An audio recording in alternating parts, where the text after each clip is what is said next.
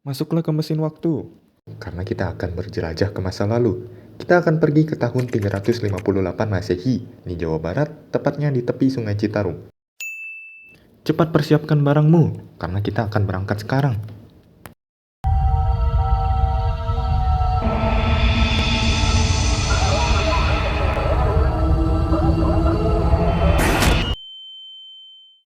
Kibotosuへようこそ、先生。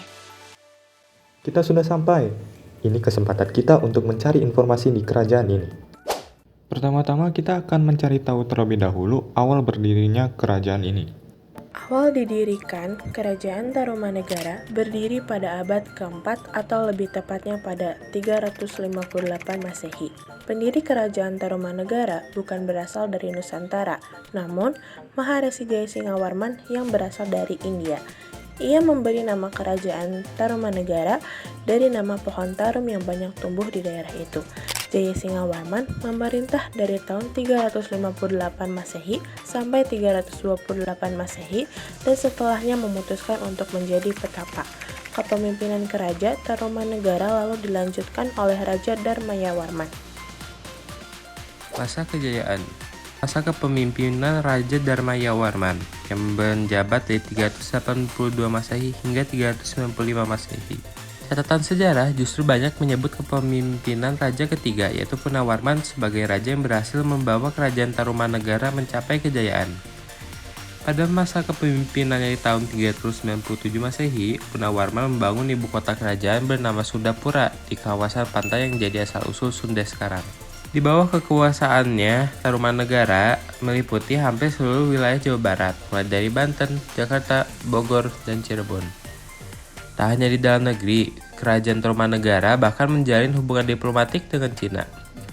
Salah satu bukti kejayaan Raja Punawarman adalah dilakukannya persembahan 1000 ekor sapi kepada Brahmana yang juga tercantum pada Prasasti Tugu. Masa keruntuhan Kerajaan Tarumanegara telah mengalami kemunduran ketika dipimpin oleh Raja Sudawarman. Hal tersebut terjadi karena sang raja tidak peduli terhadap masalah-masalah dalam kerajaan bawahannya. Lalu muncul kerajaan baru yang bernama Kerajaan Galuh yang didirikan oleh cucu raja ke-8. Wilayah Kerajaan Galuh sendiri awalnya adalah wilayah Kerajaan Tarumanegara. Selanjutnya, raja terakhir atau raja ke-12, yaitu Raja Linggawarman, tidak memiliki pewaris karena memiliki 2 putri. Dan Kerajaan Tarumanegara runtuh pada abad ke-7 karena diserang oleh Kerajaan Sriwijaya. Dari sejarahnya menarik bukan? Tunggu, kami belum selesai. Berikut adalah kehidupan sosial di Kerajaan Tarumanegara. Kehidupan sosial agama Tarumanegara. Proses masuk dan berkembangnya agama Hindu tidak terlepas dari 4 teori yang kemukakan oleh para ahli. Melalui teori Vaishya, Ksatria, Brahmana, dan arus balik. Awal keberadaan Hindu pertama kali di Kerajaan Kutai, abad 4 Masehi. Mulai menyebar pada Kerajaan Tarumanegara, abad 5 Masehi. Kerajaan Sriwijaya, abad 8 Masehi, yaitu kota Kapur. Kerajaan Bali, abad 9 Masehi. Persebaran agama Hindu yang semakin meluas memberikan pengaruh yang luar biasa terhadap sistem kepercayaan masyarakat Nusantara. Agama Hindu diasimilisasikan dengan kebudayaan Nusantara, sehingga kepercayaan animisme dan dinamisme tetap berkembang pada kehidupan masyarakat. Sistem pelaksanaan agama Hindu mengikuti kaidah-kaidah pedoman dari India, namun kepercayaan roh nenek moyang tetap diyakini oleh masyarakat Nusantara.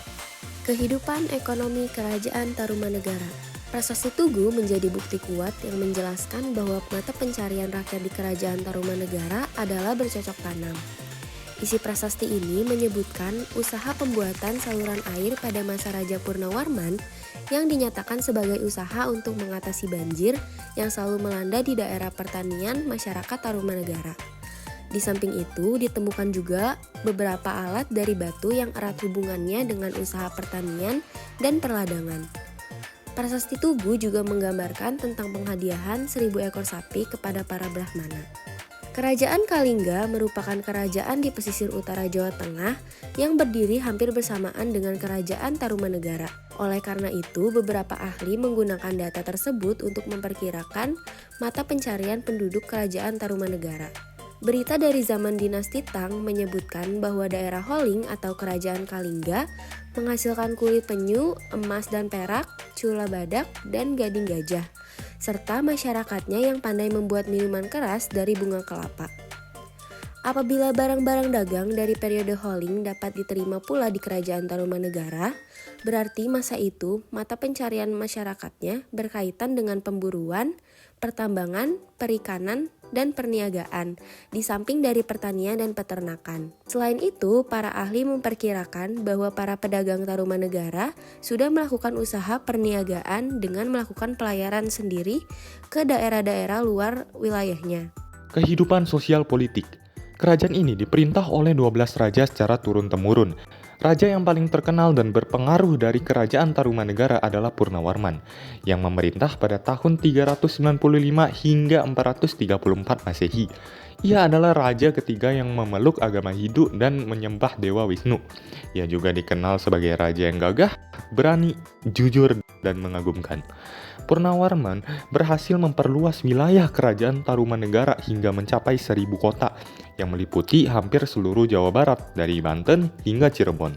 Salah satu prasasti yang dibuat oleh Purnawarman adalah prasasti Ciaruten yang memuat lukisan tapak kaki raja yang disamakan dengan tapak kaki Dewa Wisnu.